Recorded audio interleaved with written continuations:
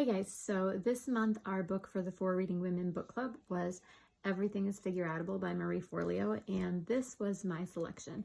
I am a huge fan of hers. I think she is just such a smart businesswoman, and she's very quirky and embraces her different humor, and I love that about her. So anyways, this book is by far one of my absolute favorite books for anybody just trying to figure out what they're doing with their life, or if you've got a business you want to start. The title is Everything is Figureoutable, and she repeats that throughout the book. And I've found that I am repeating that mantra to myself as well.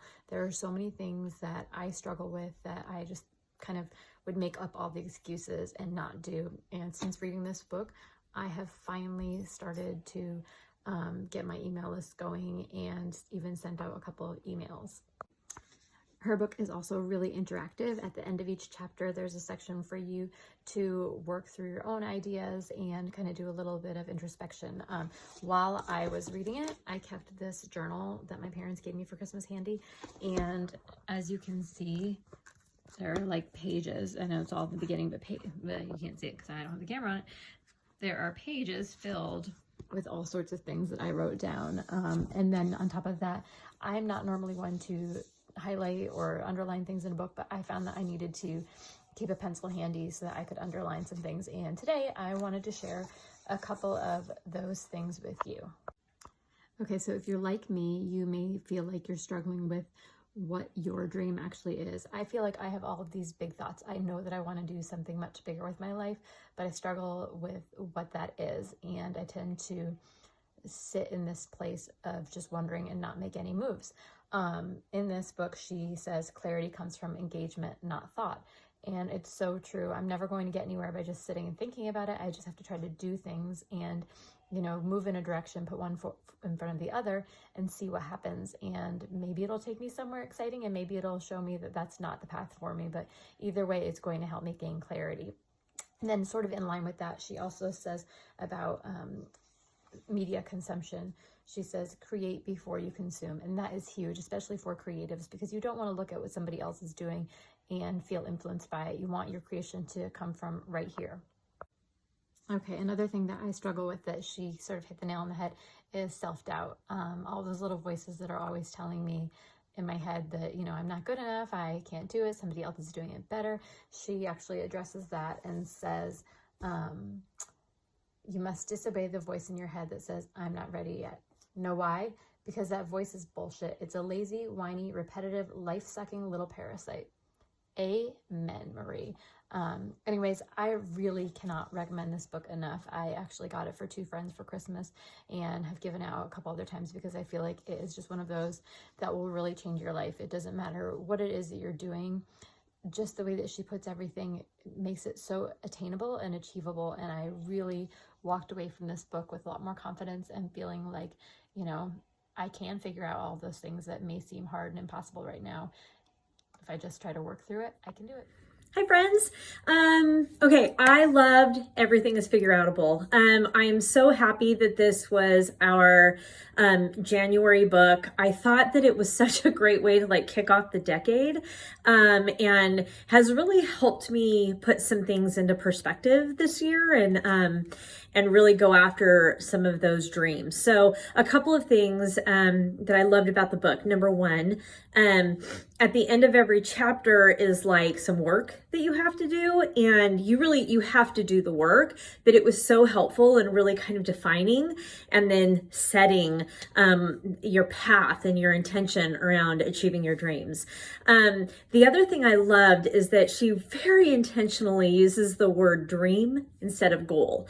And for me, that resonated so deeply because I don't know, something about saying that this is my dream makes it so much more desirable and something that I really wanted to achieve. And so I thought this book was a great way to help you get motivated, remove obstacles, and make those dreams happen. So we really hope you check it out. I loved it. I'm so glad it was our January book. I absolutely loved our January book pick, and I don't think we could have picked a better book to start a new year with. Everything is Figureoutable was motivating, but also very practical with some real good stop and think challenges, stop and write challenges, which was awesome and also helped me to sort of move forward. However, I did the Audible version, which I don't know if you're following Marie Forleo on Instagram, but she has this amazing positive energy. So I knew that listening to her read the book would be awesome. Plus I was working on a project, but I do want to go back now and actually get the actual book, add it to my library, because some of the challenges that you need to answer questions, I kind of only did in my brain because I was listening while I was working on a project. And she really recommends that you write, and I can understand why. So I definitely want to go back and get the hard copy and actually go back and reference those challenges and really do them in my journal. So anyway, I loved it, and I'm also looking forward to, and have already started, our February book pick. All right, I am going to be the one person in this book club that didn't like the book. So if you've read Girl Wash Your Face by Rachel Hollis, this book reminded me of that one. I absolutely loved how it was written. I liked the formatting a ton. I am a huge lover of inspirational quotes, so I really appreciated that, and I highlighted quite a few of them. In all honesty, though, I think the book just hit me at like a wrong time in my life. My focus this year is like intentionally being in my life, not adding too much to my plate, and just like honestly, settling in, staying in my lane and doing my own thing. And I don't feel like I need anything super motivational at this point. So I struggled with the book, being excited about it to finish it, because I didn't feel like there was something big that I was trying to figure out, or something big that I was motivated for, that I was trying to like go get. So overall, it was a fine read. It just hit me at like a weird time. A lot of the other girls liked it, and I can totally see why. I did want to read something. I did highlight quite a few things, but I did want to read something that I thought was really interesting. Consider the following. Is it possible that the emotion you've previously labeled as fear might be another emotion altogether? Is it possible that the sensation you've assumed is fear could also be anticipation, expectation, or perhaps even excitement? And then it goes on to talk about Bruce Springsteen and how his heart beats fast before he goes on to stage, and he sweats, and he feels pins and needles in his arms. And a lot of people would talk about that being anxiety and being a negative emotion. But Springsteen interprets those sensations as like a readiness, like a sign to embrace going on stage. And he's chosen to believe that the vibrations and sensations in his vessel are telling him he's prepared to give fans a legendary performance. He's chosen an interpretation that serves him. I love that.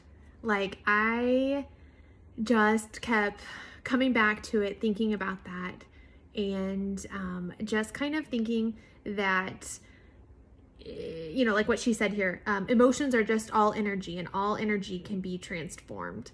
Be like the boss. Practice turning those sweaty palms into positive energy and positive force. I don't know. That struck with me more than anything, because I get anxiety about, you know, going to big events and things like that. So I definitely took things away from the book that I liked. Overall, I didn't love it. I think maybe in a couple years I'll come back to it. I think it's definitely a keeper for me. Like I said, even though I didn't love it, I highlighted quite a few things. I did not do the assignments on each of the chapters just because I wasn't feeling it.